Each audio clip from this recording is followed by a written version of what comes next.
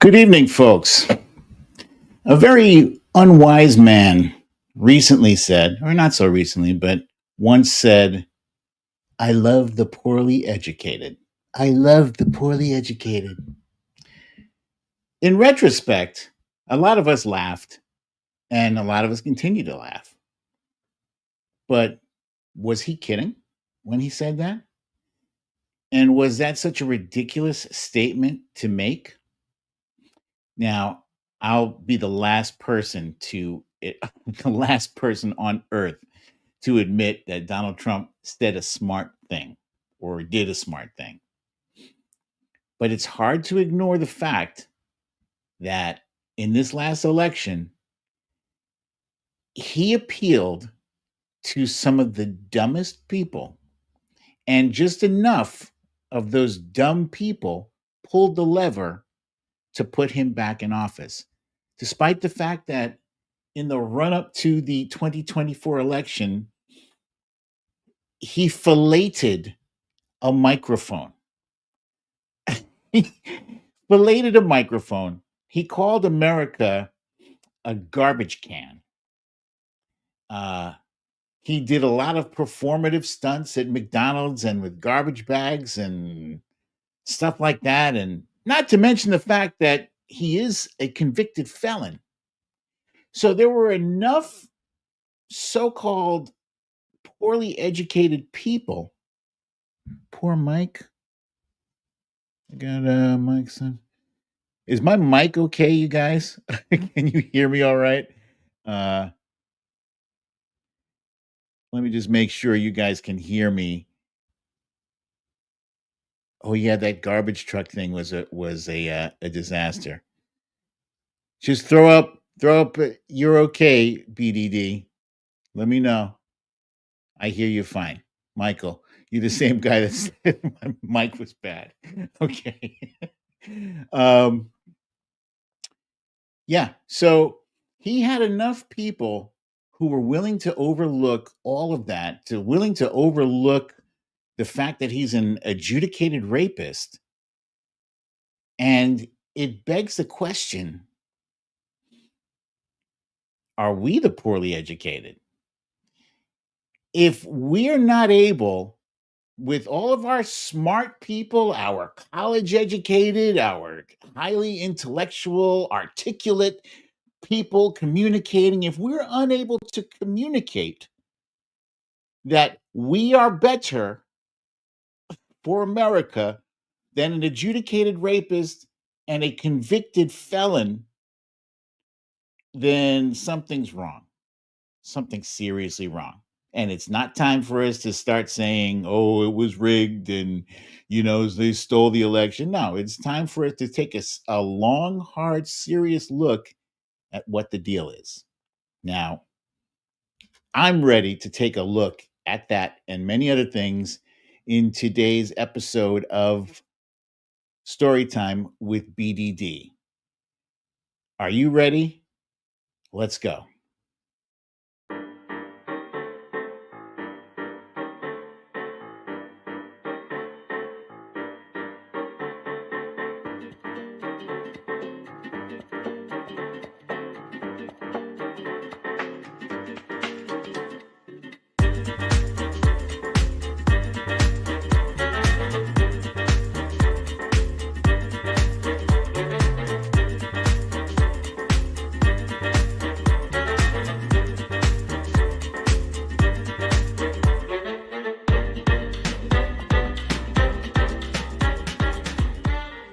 Story time.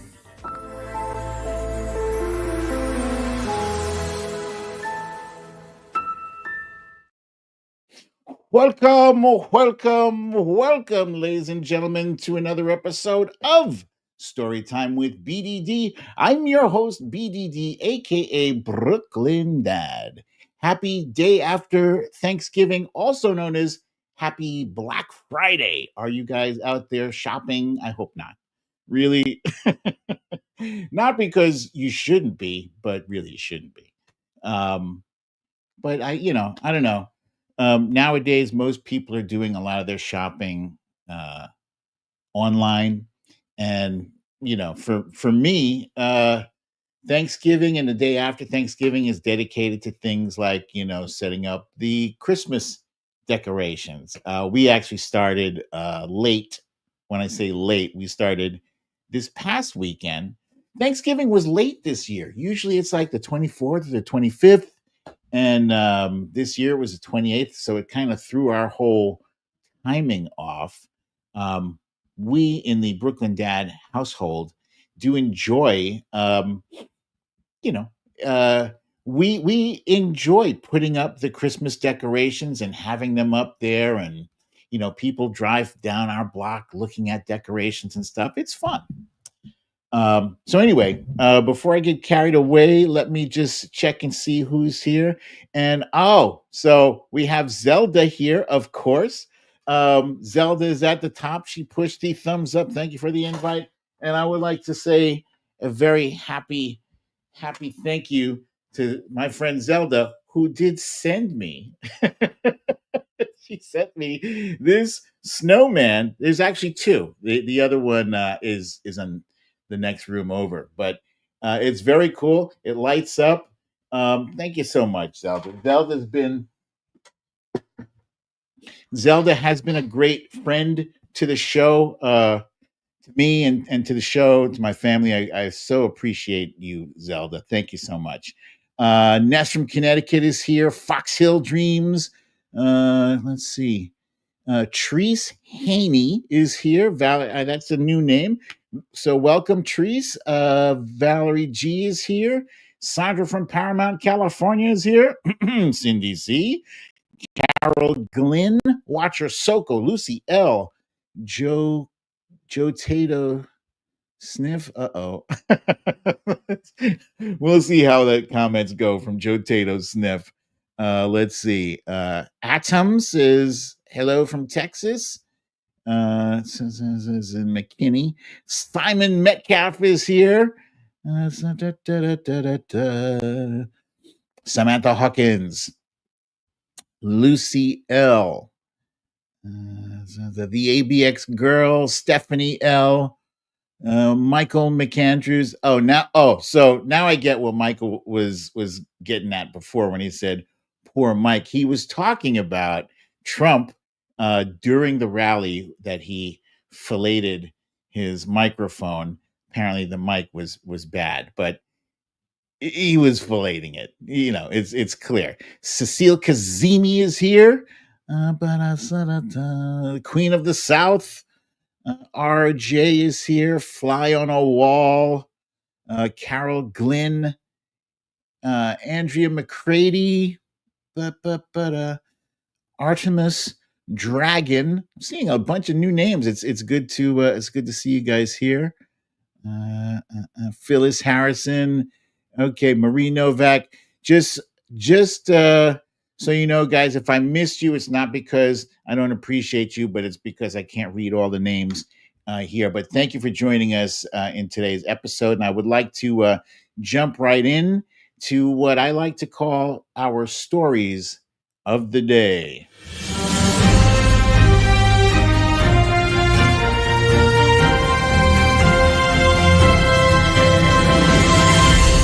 Stories of the day. Yeah, I'm going to try to keep today's episode brisk as possible without digressing too much. The title of today's episode is Poorly Educated Voters. And just to be clear, my purpose is not to diss the poorly educated voters on the right or on the left or any of the poorly educated voters. It is to make a point about the Democratic Party's failure to reach those voters.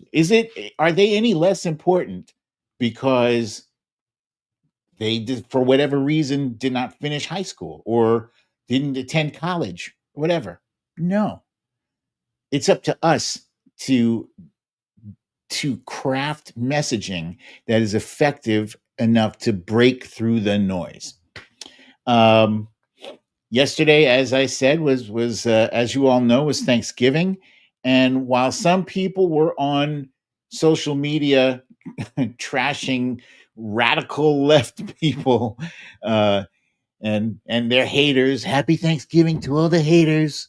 Um, some presidential candidates were out there um, walking the walk as well as talking the talk and helping people in need. Case in point, Kamala Harris. That is the kind of president we could have had. She observed a tradition, while the other one is creating his own traditions.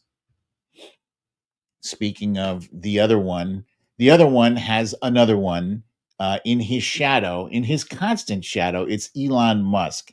Elon Musk is the guest who came to dinner and wouldn't leave. Um, the question remains, who's in charge here? And last but not least, uh, the uneducated, poorly educated voters and our efforts to reach them. And is it time for Democrats to create our own left wing information network? Before I forget, make sure you hit the subscribe and like button. The like button, it looks like my thumbs up right there. Hit it, please. It helps the channel, helps us a tremendous deal. Thank you. um, I want to talk briefly about Blue Sky. I am rocking and rolling on Blue Sky. And in fact, I would have to say that this past week, I've probably been on Blue Sky, I want to say 75% of the time and only 25% of the time on Twitter. Just because, you know what? This is a holiday week. And I'll be perfectly honest with you guys. It's brutal. It's brutal. I literally just posted on Blue Sky a little while ago, a half hour ago. Like, why are Trump supporters so damn angry? I mean, they won, right? They won the election. And really, they didn't even get any resistance whatsoever. Very little to no resistance. Nobody, up in arms saying, stop the steal. No, but you don't see Joe posting a bizarre tweet saying, show up on January 6th, we'll be wild. You don't see anything like that. Kamala Harris conceded. She was gracious about it. We have people all up and down the line saying, this was a secure election and blah, blah, blah, blah, blah. These these fuckers are they're still angry and bitter. So as a result, um, Twitter is really a cesspool. And once you've had a taste of the good life, the air is nice over here in Blue Sky. Why would you subject yourself to too much of Twitter? I have said, and I mean it, that I am not abdicating. I'm not giving up my place in Twitter. But for at least the past week, it's been nice to get a break from that cesspool, indeed. But meanwhile, Blue Sky is blowing up. 23 million users. 23 million. That's impressive. And again, I mean, they've got scientists heading over there. I just read an article the other day saying that, like, the science community is just flocked over there.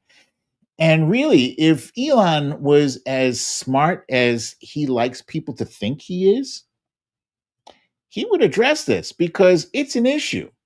You, Elon, are allowing Twitter to become Truth Social. And don't nobody want nothing to do with Truth Social.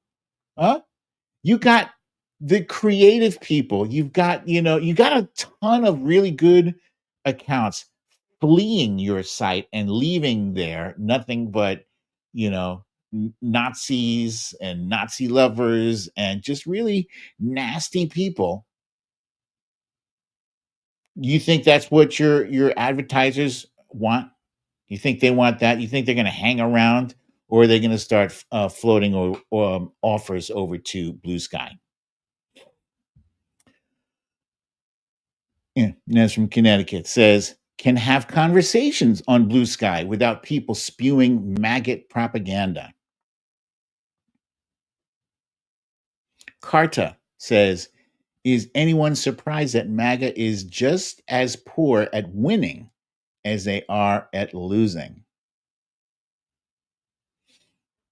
Aries Wanderer says, I left the bird nest before it became the X. Yeah, I refuse to call it X.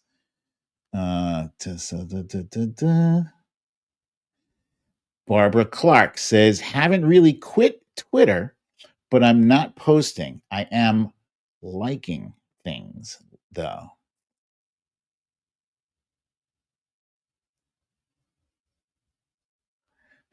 Philosophy. Philosophy says, it's like saying, go to prison and listen to a rapist. I don't even know how you want that here. Indeed. Indeed. Okay, so enough about that. Um, let's move on. Oh, this is a fun thing. Let me make this a little bit bigger. Another thing that's making Blue Sky cool and easier for people to transition to make the jump over to Blue Sky from Twitter and from other social media things is there's this thing called starter packs. Now, Twitter never had that, even before Elon didn't have starter packs. And what a starter pack is, it's individual people, right? Users like myself, like philosophy, Ness from Connecticut, anybody can create their own starter pack. And what it is, it's basically um, a recommendation list. It's a list saying these are good accounts for you to follow. And where's the value in that? The value is that it's a brand new space, right? You don't know what's what, who's who, where are my friends? Where are all the people that I was, socializing with on Twitter? Well, these starter packs have all of many of your favorites. If you recognize one of your favorite people accounts posting a starter pack and they say these are the accounts that I have vetted, these are the accounts that I recommend you follow as well. So what it helps to do is it helps to build out this community that we have, the community that we had in Twitter before Elon opened the doors to the insanity. Because you might not remember, but it was about a year or two ago when he said, "You know what? I'm letting everybody back on Twitter. Everybody who was banned, all the nasty, disgusting accounts, he let them all back in." So on top of that, the algorithm kind of got really screwed up. So whereas for instance, I spent years carefully cultivating and crafting my audience, right? I knew who I was tweeting at and tweeting for. I wasn't tweeting at right wingers. I wasn't tweeting at Charlie Kirk's crowd. I was tweeting for you guys, to you guys, right? But somewhere along the line, Elon said, you know what? I don't like that. I think instead Brooklyn Dad stuff should go in front of MAGA. Hmm? Wouldn't that be funny? Yeah. Uh, so he decided to send our content over there. So what does that do? Uh, it creates a lot of animosity, right?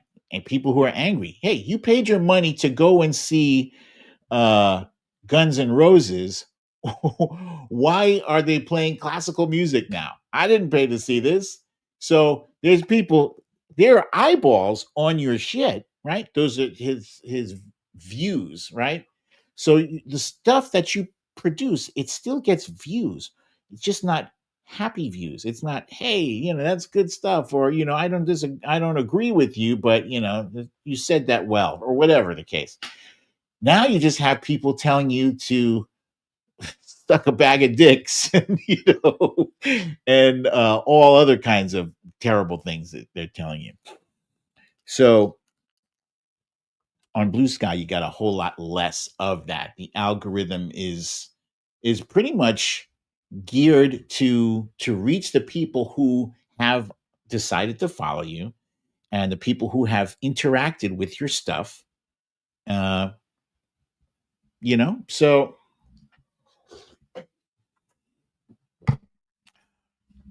long story short, it's a nice place. It's a nice place. Check it out. Um, Briefly, I discussed this show last week. Man on the Inside. It's starring Ted Danson, uh, and a bunch of other really talented actors and actresses. I love this show, but I do need to warn you.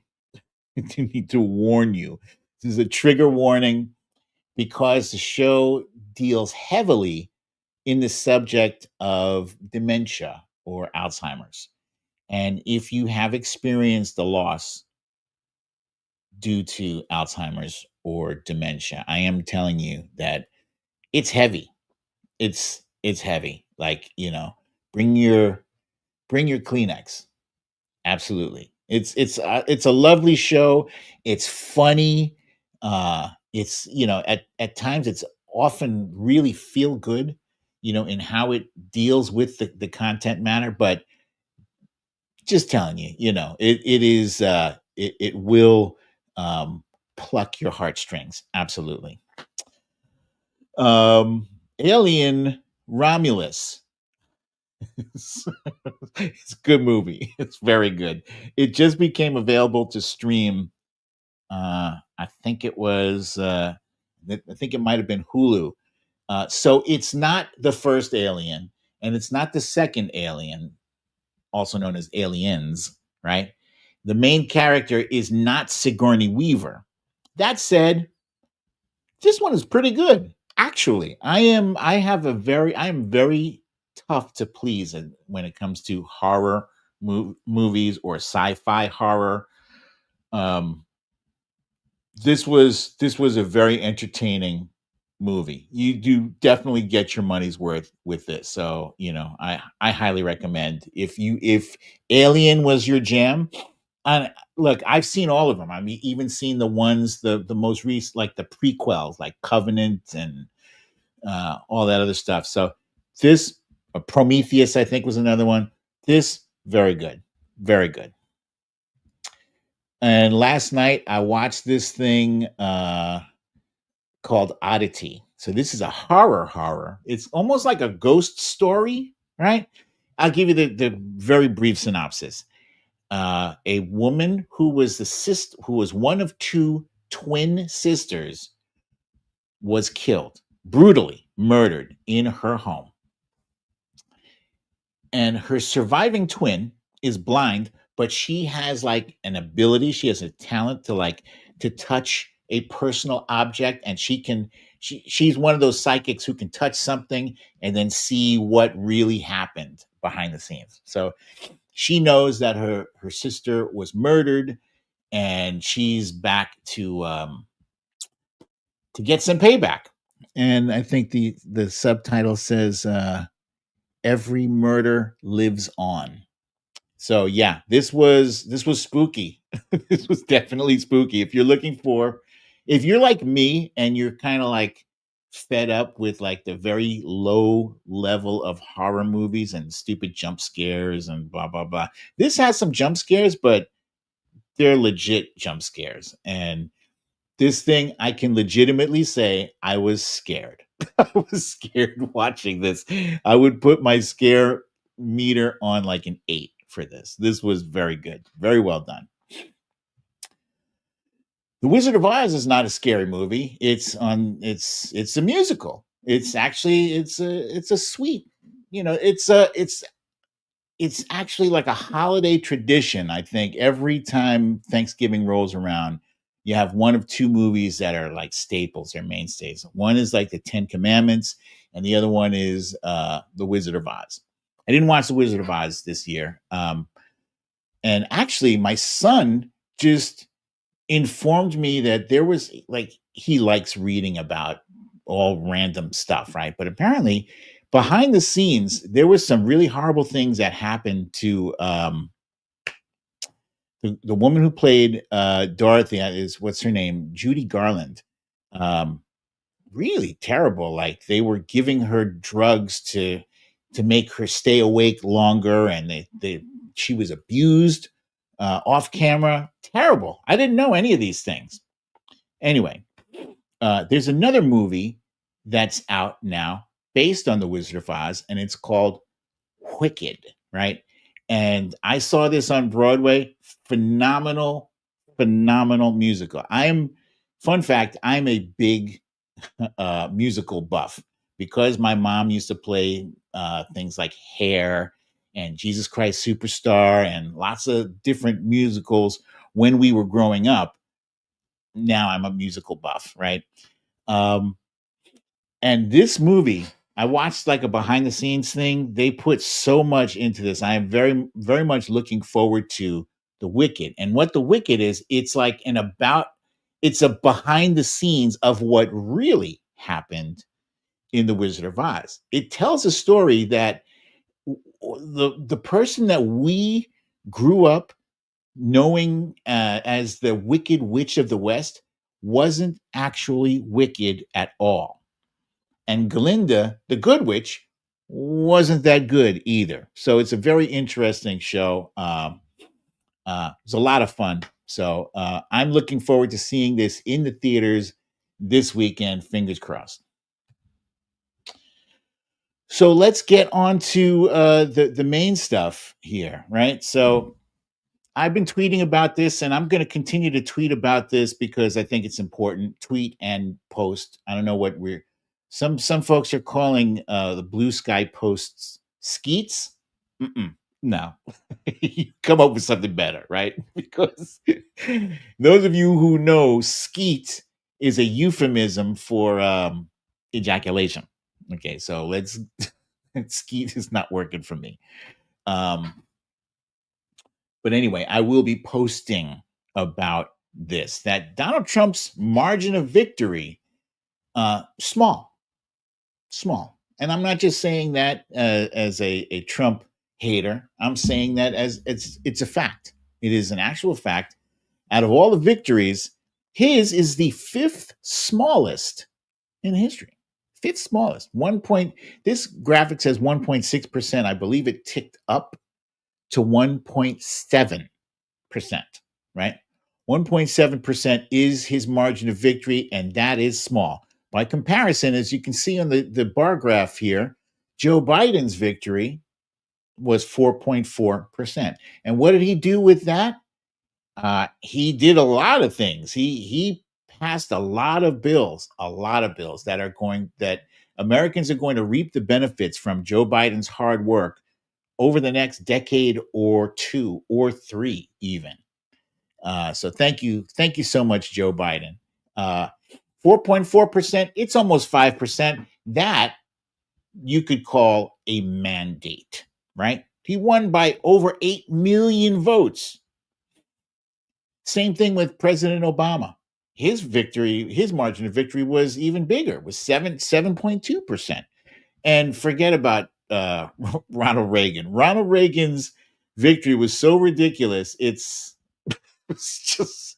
historic. I mean, you look at the map, the electoral map. These Republicans love to show so much. It's all red. It's all red because they are putting red in states that that aren't populated that much, right?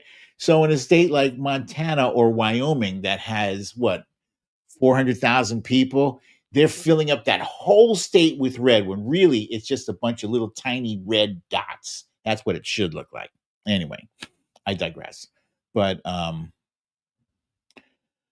yesterday, JD Vance posted himself serving up that red map of the United States on a plate as if he were Donald Trump's wife. Look, I'm not going to kink shame anybody, okay? That's not me. I'm not kink shaming you, right? But everybody knows that Trump and his MAGA fans, they are all about the high octane Rambo-esque Donald Trump. right? Uh, JD Vance as his wife doesn't it really doesn't fit. It doesn't fit the narrative, the image that he is trying to portray himself as. Um, Especially if he's considering, being the next guy in line, right? If he wants MAGA to accept him, he's got to butch it up some, man. I'm sorry, portraying yourself in a dress and being Mrs. Trump. Everybody knows that JD Vance is not Donald Trump's wife. It's actually Elonia. Elonia Trump. Oh my God, this is funny. Yeah, so people are very clever. They put Elon's face on this in this picture here. It's hilarious. Elon, ever since Elon put all his chips on the table and decided that he was going to be Donald Trump's main cheerleader, he has debased himself, in a way I have never seen anybody with that much net worth debase themselves. I mean, he really, really, really threw himself into it with, carefree abandon. He didn't care, how ridiculous he looked in the process. Um, he just looked absolutely like a fool. And now the report is that he hasn't left Mar-a-Lago. He is a permanent fixture there in Mar-a-Lago. And to me, um, it's almost like when somebody owes you money, you don't let them drift too far away from you. You kind of like linger and like, yo, where's my money, man? Elon Musk put up a lot of capital to push Donald Trump across the finish line. And not just capital, but he also, you know, rigged the whole Twitter algorithm and brought on millions of bots and whatnot. So now he is stuck. He is stuck with Elon at his place at Mar-a-Lago, and he's kind of, I guess he's making him earn. If you're going to stay here at Mar-a-Lago, then you're going to be my little buddy, and you're going to do all the things with me, and that includes when uh, when YMCA comes on, you're going to dance, little monkey. You're going to dance like all the rest of my attendees, and that is what happened. Yeah, let me. Here we go.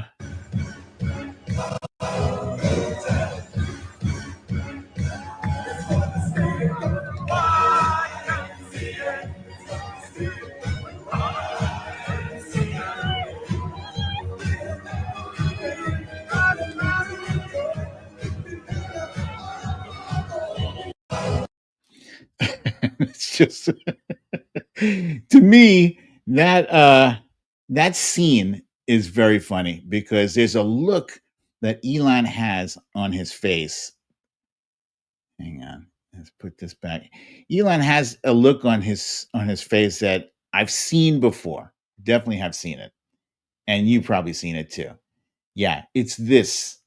It's this look um, by Mitt Romney many years ago when Mitt tried to take a stand against it's different circumstances, but that same look, right? Mitt tried to take a stand against Donald Trump only to find himself sitting at the table courting courting favor for Donald Trump. I don't know. Maybe it was trying to get some kind of ambassadorship from Trump. I don't know. But the shit eating look, the pathetic shit eating look on Mitt Romney's face tells that story. And that's kind of what I saw in Elon Musk a little bit. Like, I don't get it. Like, dude, you're a billionaire. You have research. You can go whenever you want. He's probably got a private jet on standby. go anywhere in the planet that he wants to go. But instead, he chooses to stay at Mar-a-Lago, which leads me to believe that there's more of a reason than just he likes the music and likes the likes the decorations, the decor. Zelda, my friend, you are too kind. Thank you so much, Zelda. Thank you for your kindness and your generosity to this show. Appreciate you. Thank you. So yesterday, Donald Trump posted, in the spirit of Thanksgiving, he posted this: "Happy Thanksgiving to all, including to the radical left lunatics who have worked so hard to destroy our country, but who have miserably failed and will always fail." so, so fucked up. I mean, this is Thanksgiving, right? How are you sharing a sentiment that starts off with happy Thanksgiving, right? So that's good, but then you're flipping it, you're twisting it into a backhanded uh greeting. It's not really a greeting at all. It's a beatdown because their ideas and policies are so hopelessly bad that the great people of our nation just gave a landslide victory to those who want to make America great again. So that is why, folks, that is why I am determined to post as often as possible that he did not have a landslide victory, that it is not a mandate. It is, in fact, a little dribble, a squeaker of a win. You don't have a mandate. The House right now is like as tight as it's ever been. It's 220 Republicans to 215 Democrats. We actually picked up seats, huh? Because we previously only had 212. I think it was 212. Yeah. So we picked up some seats. And if people, if Congress members of Congress leave the way they were leaving in the past 2 years, Hakeem Jeffries could have the gavel by summer of 2025. It's not it is not inconceivable that two or three Republicans could just resign and say, you know what, health concerns, I'm tired, I want to move on to something lucrative, whatever the case might be. That's right. And they did lose, Nurse Mitch helpfully pointing out, they did lose Botox Boy, aka Captain Venmo, aka Matt Gates.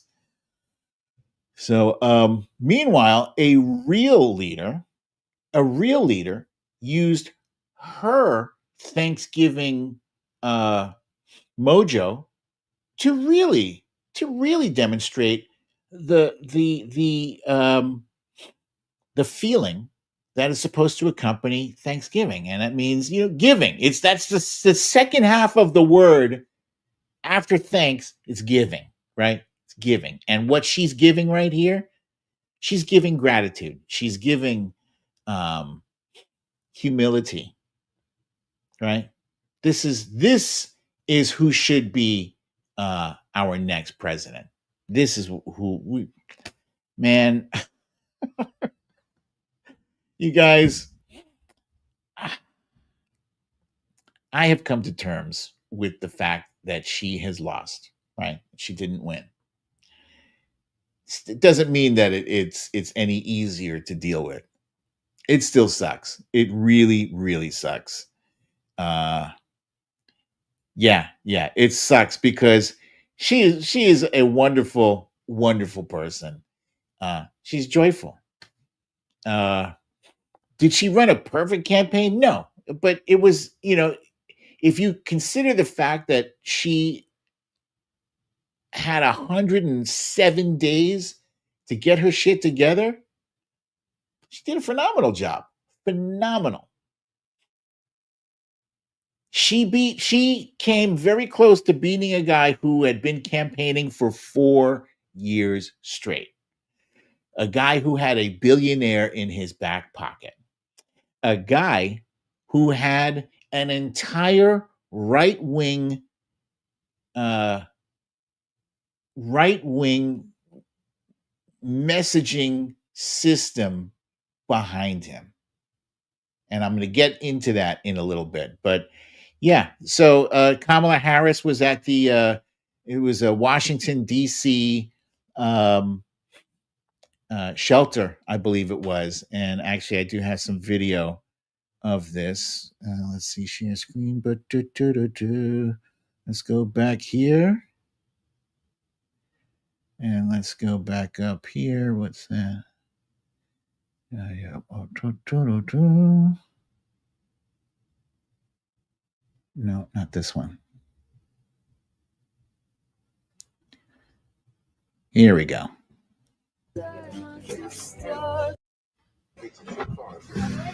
I'll try not to starve myself. What is the recipe for collard greens? How do you make collard greens? Yeah. Oh, I know. It was so much fun. It got awful. The other words, so I can also shut up. But this program we use to help people. Actually, Secretary goes on there. Yeah, I really am. I feel like I did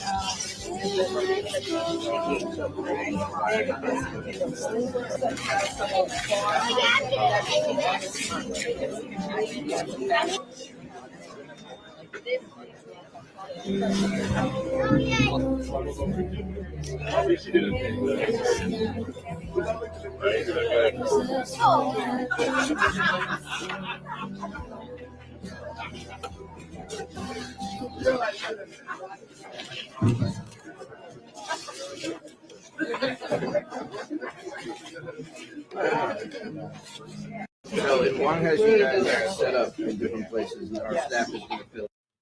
Okay, so folks, don't feel sad for Kamala Harris. Kamala Harris is going to be just fine. She is going to land on her feet.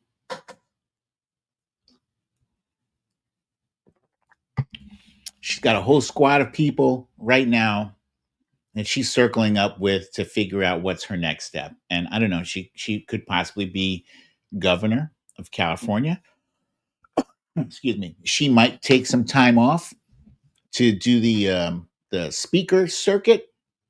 I know former presidents and vice presidents, that's a lucrative thing. You can make, 50 grand per speech, 100 grand, I don't know, whatever people are willing to pay you, you should absolutely get it. If you can get it, get it. I'm not mad at you.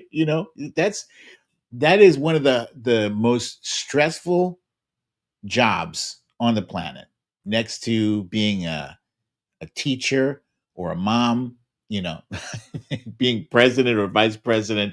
That's stressful as hell. Look at what happened to President Obama. President Obama went into office with all black hair, and after his first term, half of his head was gray. We watched him age in real time.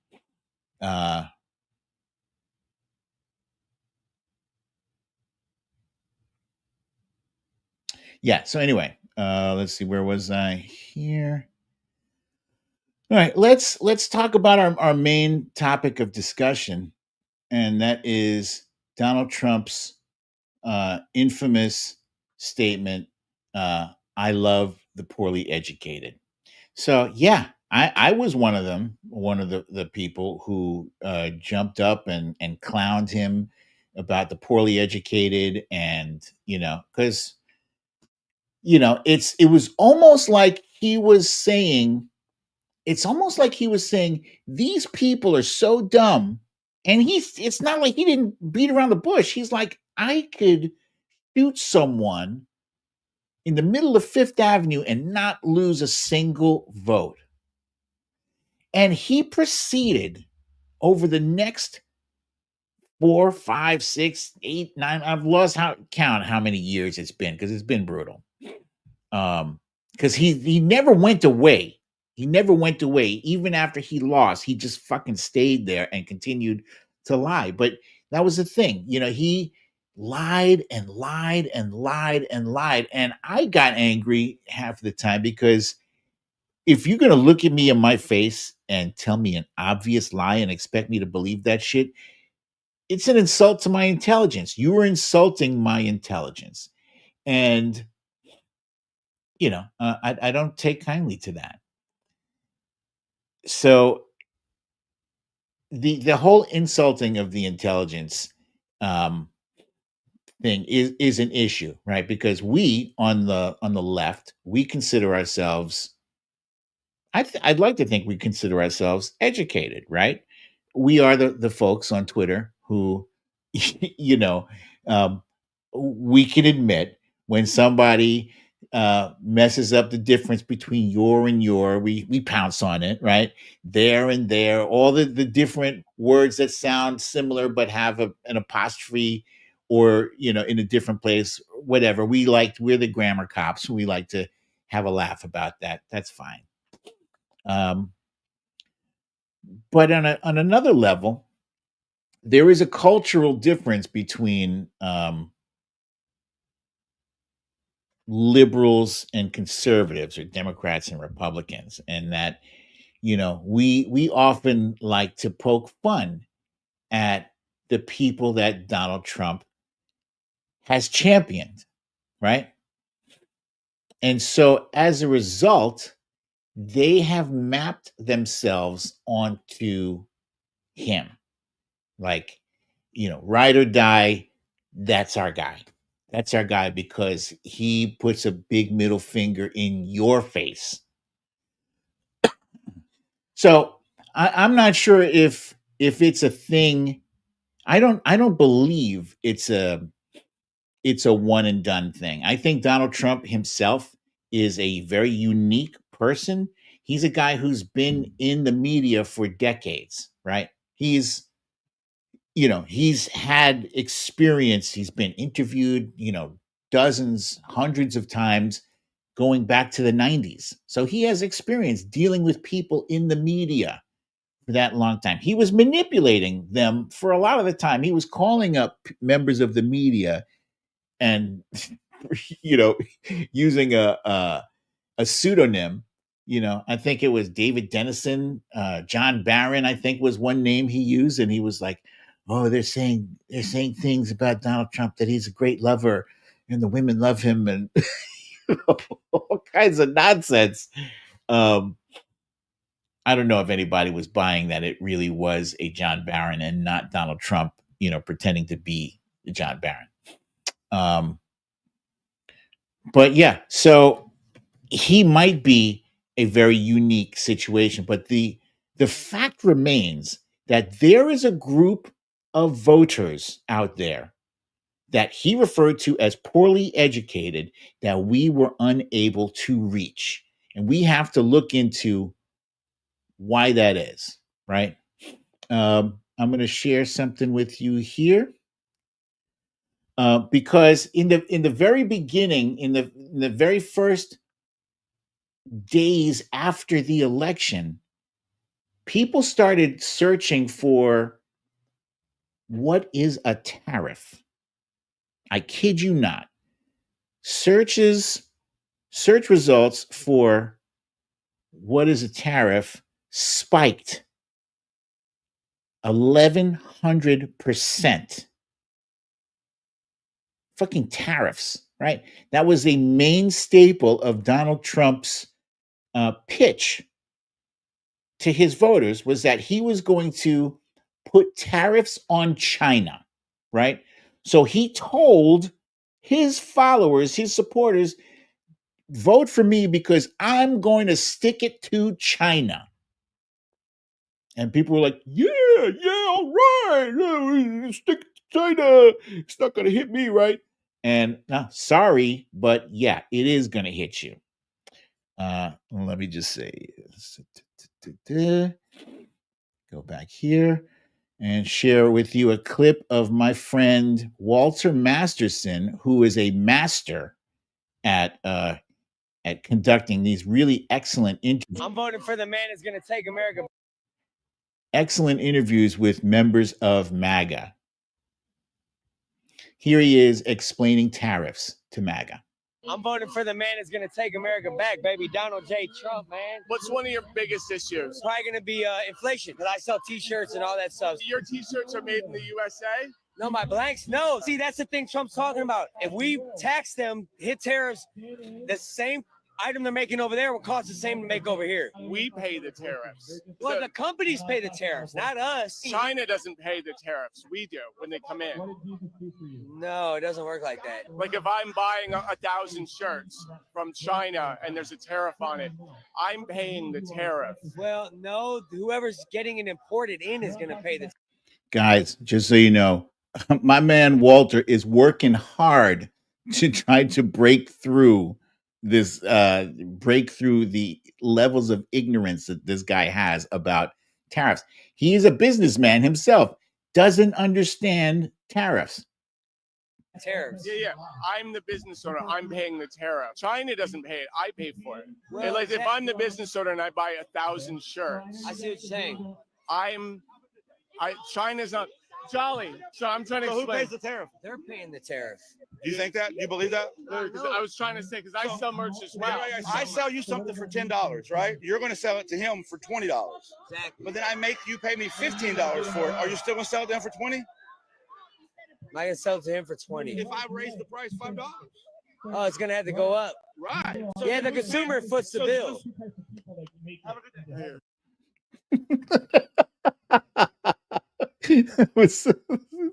That was perfect. That was a perfect ending to that video, because there it is in a nutshell. And people did not understand that. And it's not like we didn't try, right? Like, I saw easily hundreds of tweets, people trying to explain to other MAGAs, that China doesn't pay the tariffs. I've seen things, not enough, but I've seen some things on TV that were, people were trying to explain how tariffs work. I've seen TikToks, people trying to explain how, but we were unable to break through. Why? Because Donald Trump had the benefit of a right-wing media ecosystem that was very, very, very effective in how it was able to gaslight and misinform and disinform people, to the point where, we were fighting an uphill battle of trying to convince them otherwise. There was, of course, Fox and Friends, and Fox and Friends was one show in the morning that was providing like the primer coat of disinformation to Fox viewers, right? And there are people who we don't even realize, there are people who have Fox News on all day long, whether it's in the hospital or whether it's at a gas station or a repair shop or at a hotel or at an airport. There's so many different places that have Fox News on. So it is in the background, and it's insidiously seeping through people's consciousness. And the average person isn't looking at Fox News as they're an evil conglomerate that's trying to, brainwash me. The average person doesn't give a shit about the ideological differences between Fox News and CNN, or Fox News. Yeah, actually, there's a lot fewer differences between Fox and CNN, which CNN is kind of like Fox Light. But Fox News and, say, MSNBC, which is under threat, by the way, of being purchased by Elon Musk, because he just doesn't have enough control of public discourse. So, it's not just Fox, but it's also, it's OAN, it's Newsmax, it's whatever the hell Tucker Carlson is on right now. Tucker Carlson is kind of like his own social media satellite, right? There's lots of media satellites similar to Tucker Carlson, but he is a big,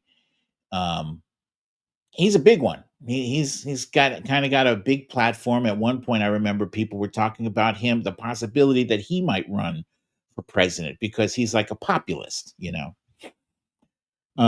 There's Alex Jones, who for some reason, you know, like the monsters in the movies, he just won't die.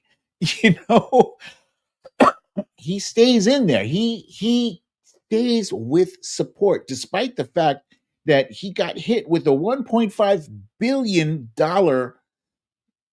uh, uh, civil judgment that he has to pay to the families of Sandy Hook victims of Sandy Hook, because he propagated the hoax. He said that Sandy Hook was a hoax. So the parents of those poor little children who were murdered, they were subjected to abuse by his viewers. And I don't know how this guy is still a thing, but he's still a thing. He's still out there. And then there's Joe Rogan. Joe Rogan is probably the biggest with a capital B influence on the right that there is. He's bigger than Fox News, Tucker Carlson, Alex Jones combined. He is his own, you know, he is an empire unto himself. He's got millions and millions and millions of listeners, right? So there was a debate before the election after Kamala Harris opted to take a pass on being on going on his show. He has a 3-hour. His show is like a 3-hour format, and she would have to go to his studio and then sit there for 3 hours with him. And people thought it was a titanic error on her part, because Joe Rogan speaks to a lot of the people who are in that group of so-called poorly educated, right? Joe Rogan speaks to them. And so let's talk about how Joe Rogan speaks, right? Joe Rogan is not by any stretch an intellectual.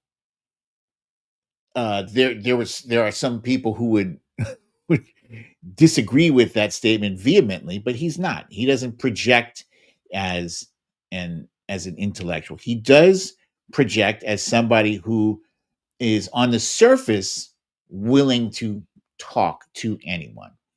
But the reason why I don't think it was an error on Kamala Harris's part to decline his invitation is because I think, you know, he had a very cordial interview with Donald Trump, like they were buddies, right?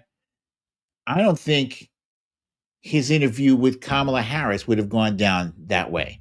I think his interview if she agreed to go on Joe Rogan's show, I think it would have gone down the way the Bret Baier interview went on Fox. Now, Kamala Harris, give her credit. She went on Fox News. I would not have said go on Fox News because I knew it was going to go down the way it went down. And then it was Bret Baier was a surrogate for Donald Trump. The debate that never happened, it did happen, but it was on Fox News, and it wasn't between her and Donald Trump. It was between her and Bret Baier. And he kind of, or I think he tried to bushwhack her. He tried to ambush her, you know. But she's a prosecutor, and she was able to pretty much stand up on her own just fine, you know. But yeah, so Joe Rogan's show, there is nothing like it on the left. Nothing. We have nothing that comes close to matching the bandwidth that he has, the ability to reach the millions of people. We don't have that. And collectively, all of the different things, the Fox and the OAN and the Newsmax and the what do you call Tucker Carlson and Joe Rogan and these clowns, Charlie Kirk and Ben Shapiro and Toasterhead, all those guys, we do not have the the total bandwidth that right wing conservative ecosystem has. When they decide what the messaging is going to be on any given topic, they are disciplined as though they are all on the same Zoom call together. They march in lockstep. Like all they all decided, what their targets were going to be. And then they were very disciplined when they stuck to it. One of their targets was trans people. Trans people. Trans people are probably represented by, I don't know, 2%, 1 or 2% of the overall population. And for some reason, they decided that they were going to make it seem like there was a trans person waiting in every bathroom stall to peek at your little daughter as she's about to pee. As if they have nothing better to do, and it was this, and it was like an earworm. It was an earworm that you couldn't get away from, whether it was they were raising a topic of men in women's sports. People weren't even paying attention. The same people who were saying, all right, we can't have men in women's sports. A week earlier, they were saying women's sports are bullshit. WNBA, don't make me laugh. No, women's sports, that's not a real sport. WNBA, come on. Now all of a sudden they're they're activists. And recently, just a week or two ago, Nancy Mace went on a crazy, unhinged rant and tirade about a recently elected member of Congress who happens to be trans, saying that she doesn't want her to use the same bathroom as she uses. Now, that was not even an issue when Trump was in office. When Trump was in office, there were trans people using those bathrooms. Nobody gave a shit. But now it's all about targeting the most vulnerable members of our community.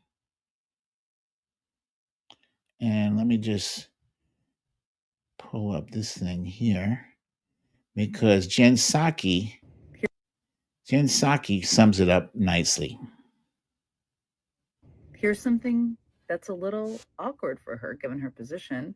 Trans women used bathrooms in the Capitol through all 4 years of the Trump administration.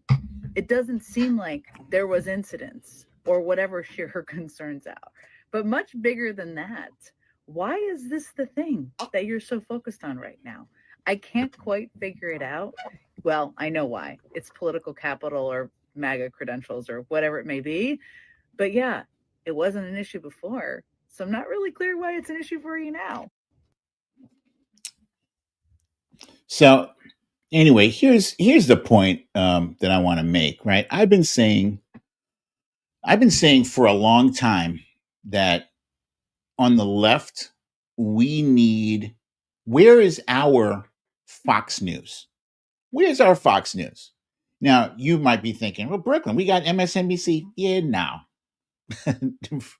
MSNBC is good in the sense that, they are more progressive leaning, right? But they tack more to the center, actually. In fact, the daytime shows are just completely unwatchable. Unwatchable. And even the nighttime shows. The problem with MSNBC, right, is that they actually care about telling the truth. I'm not saying we need a propaganda channel, but we kind of do. If I'm being honest, and I like to be honest with you guys, we need an ecosystem that can match the right. Yeah, because these times have changed. And if you don't adapt, you die. It's that simple. You have to adapt to the changing times. You have to adapt. Donald Trump has changed politics for the worst permanently. Permanently. And we were unable to repudiate Trumpism with a win. The idea from this last election was to defeat Donald Trump with a resounding defeat. Now we can't defeat him because you know what? He's finished. He can't run another term unless he changes the rules and decides to be an emperor. And if that's the case, we're fucked. But if that is the case, that's even more reason why we need our own left-wing media ecosystem. We need our what's that guy's Rupert Murdoch? We need a Rupert Murdoch.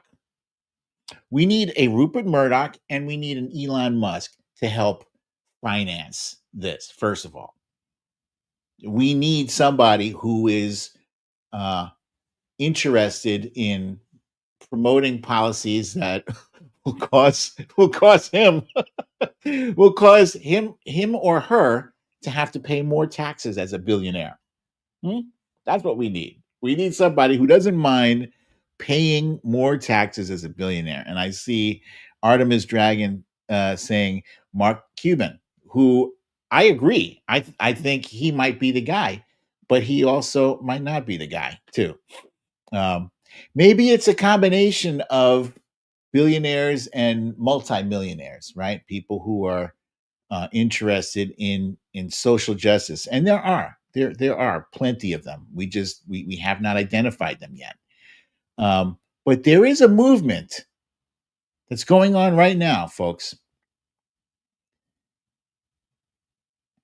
This is an article that came out in the New York Times the other day. Republicans built an ecosystem of influencers. Some Democrats want one too. Since Democrats were badly outflanked online in the election, and progressive influencers are now trying to create networks to be a left-wing answer to Turning Point USA. Turning Point USA is Charlie Kirk's network.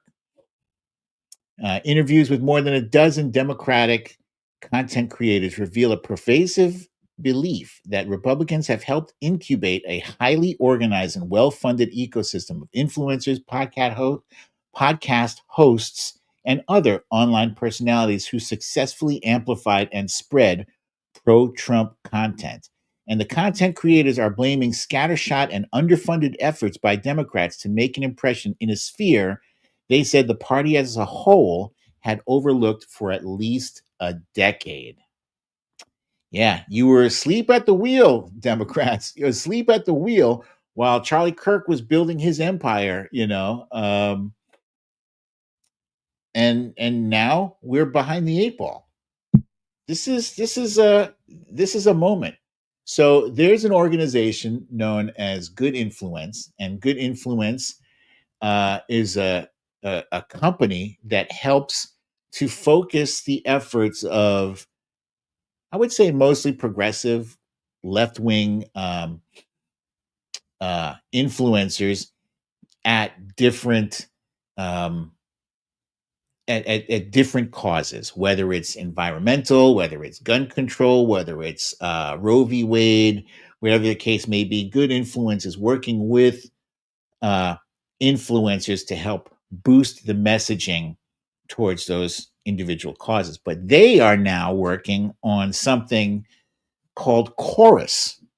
And Chorus is that concerted effort to create an ecosystem where, when you get your news, you're going to get your news, and it's not going to be bullshit, right? It's not going to be like there's nobody going to be gaslighting you, but there's going to be more of it than there is right now. There's going to be less of the normalization of Trump that has been driving us nuts for a long time. Less of the sane washing. None of the sane washing, excuse me. None of the sane washing. Probably a lot more editorializing. Like, when I get on here and I tell you that something is bullshit, you get more of that, and I think we deserve that. I think we deserve a network that is for us, right? The same way right wingers, they have their Fox News and their OAN and their Newsmax, and us, why shouldn't we? So I don't have more details for you guys than that, but I am telling you that is where. Oh, and here's a very good point here from Andrea McCready, who says Dem influencers won't accept millions from Russians. That is correct. And that is something that, what's that guy name? Benny Johnson, Tim something, Tim, the guy with the hat, and some other influencers on the right were doing. So, folks, that is all I have for you. I went a little bit longer than I intended. Actually, I did want to briefly, share with you, if you don't mind, hang out there with me for 5 more minutes, and I can pick up where I left off reading The Bigliest Loser to you guys. I think it's unfortunate that we didn't get the outcome that I wrote. I wrote a completely different outcome for this election. My whole heart and soul, you guys, my whole heart and soul was behind Kamala Harris in this. And so I was devastated that we didn't get the ending that I thought we as a country deserved. But when last I read, we were here. Many years ago, Spanky cheated on malaria. Actually, let me just, because it's too small on my screen.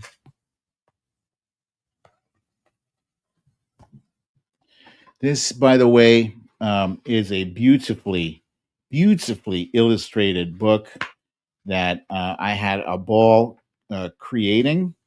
I didn't do the art myself. My sketches were very rudimentary, but basically what you see on the page was how I sketched it. Many years ago, Spanky cheated on malaria with a porn star named Glory Handles, aka Stormy Daniels. He paid her $130,000 so that she wouldn't say anything and mess up his chance to be president. But he falsified business records to hide it, and that made it a felony. Spanky was found guilty of 34 counts. Spanky was a convicted felon. Now, with the recent news, in light of the recent news, he's still a convicted felon.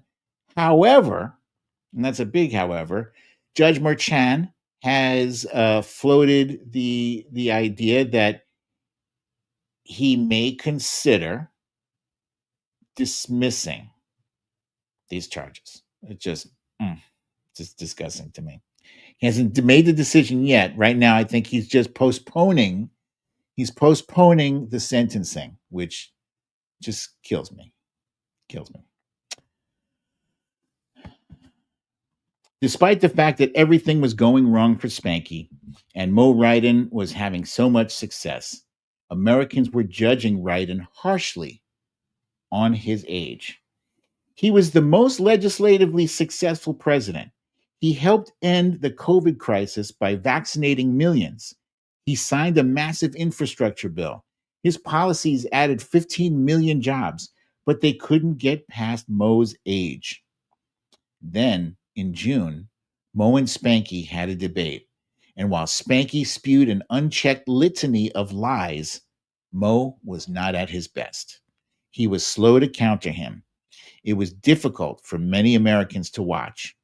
America became worried that Mo might lose. And Spanky thought his win was in the bag. Yeah, that was brutal. That was a brutal debate to watch. I distinctly remember calling some friends during debate, and I was like, "What the fuck is this? What happened?" Oh, it was busted. Mo had spent most of his life in public service. He recognized that Spanky was a huge threat to democracy, and he refused to risk letting Spanky back in the Oval Office. So, after much consideration and difficult soul searching, Mo Ryden decided to make a difficult sacrifice. He would withdraw from the race and endorse his vice president, Kamala Harris. And suddenly, just like that, Democrats were electrified and hopeful. And Spanky, the weird old guy who'd spent millions on ads attacking Mo Ryden, suddenly had a new, vibrant, exciting opponent. Spanky was screwed. Well, it turns out he wasn't screwed, but I didn't know that at the time. I wrote this before the election, you guys. Okay. But this page here, I enjoyed, doing the literal passing of the torch there, and just below there's Spanky holding a bunch of outdated attack ads on Joe Biden's age and the fact that that he hates Joe Biden, et cetera, et cetera. Democrats were saddened by Mo Ryden's withdrawal from the race, but they were thrilled that he passed the torch to his capable vice president, Kamala Harris. If elected, she would be the first woman president in history. And then, in short fashion, she selected her VP, Jim Balls, a straight talking governor from Minnesota. And suddenly, the Democratic Party and the country at large were electrified by this joyful new movement. Spanky was in big trouble. And that's all I have for you guys today. But fun fact about this page is that Brooklyn Dad is featured. If you have the book at home, take a look at that page, and you will see yours truly drawn on that page. Some of you guys who already have the littlest president, don't spoil it. don't tell them. Don't tell them here in the chat where I am. But yeah, I'm on there too.